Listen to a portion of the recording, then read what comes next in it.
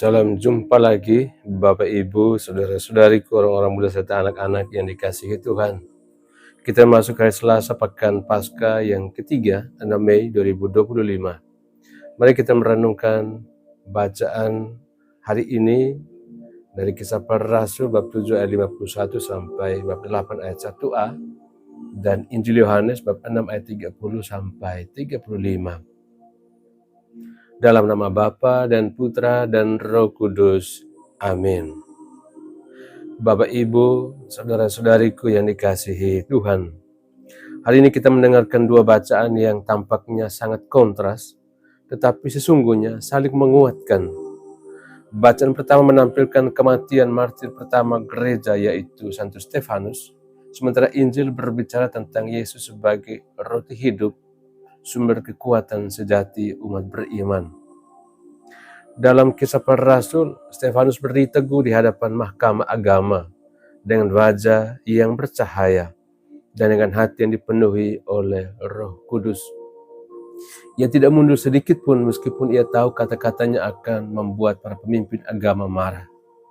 Ia tidak bicara untuk menyenangkan orang tetapi untuk menyenangkan Allah. Ia tidak takut kehilangan nyawa karena ia tahu hidup sejatinya bukan di dunia ini, melainkan di dalam Kristus. Dan benar, Stefanus dilempari batu sampai mati.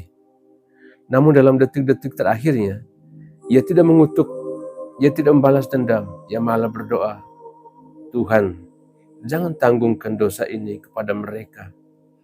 Ini adalah cinta sejati, cinta yang hanya mungkin muncul dalam hati yang telah dipuaskan oleh roti hidup itu sendiri, yaitu Yesus Kristus.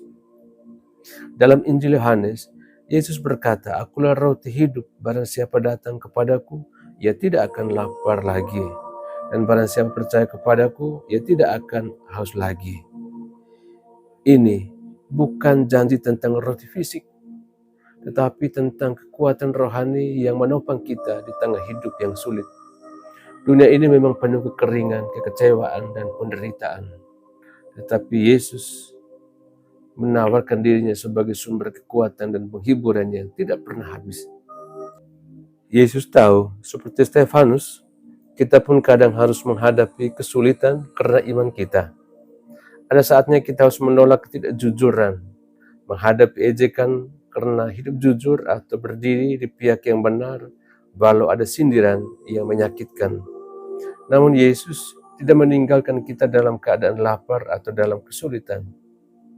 Ia memberikan dirinya dalam sabdanya dan dalam ekaristi menjadi makanan yang memberi kita keberanian untuk tetap berdiri teguh dalam iman. Bapak, Ibu, saudara-saudari, orang-orang muda serta anak-anak yang dikasihi Tuhan. Pertama, seperti Stefanus, kita dipanggil untuk menjadi saksi sederhana dengan cinta, bukan dengan kemarahan. Yang kedua, pesan buat kita, dunia bisa menolak kita, tetapi Tuhan selalu menyambut kita dengan roti kehidupannya. Yang ketiga, jika hari-hari kita terasa berat, jika perjuangan hidup terasa melelahkan, datanglah kepada Yesus, Dia tidak akan mengecewakan. Dan yang keempat, mungkin kita tidak dipanggil menjadi martir seperti Stefanus, tetapi kita dipanggil untuk hidup sebagai roti yang dibagi-bagikan bagi sesama dalam kesetiaan, pengampunan, dan kasih. Bapak, Ibu, saudara-saudariku, orang-orang muda serta anak-anak yang dikasihi Tuhan, mari kita hari ini buka hati untuk menerima Yesus sebagai roti hidup kita. Biarkanlah sabdanya menguatkan dan kasihnya menghidupkan kita kembali. Ketika kita kenyang oleh roti dunia, kita cepat lapar lagi. Tetapi jika kita dipuaskan oleh Kristus, hati kita akan menemukan damai dan kekuatan yang sejati. Akhirnya kita mohon, Tuhan Yesus, roti hidup, penuhi kami dengan kasih-Mu agar kami pun kuat seperti Stefanus dan setia seperti Engkau sendiri. Amin. Tuhan bersamamu. Semoga kita sekalian, semua mereka yang kita kenangkan dalam doa-doa kita dan usaha-usaha kita senantiasa dilindungi, dibimbing dan diberkati oleh Allah yang Maha Kuasa, Bapa dan Putra dan Roh Kudus. Amin.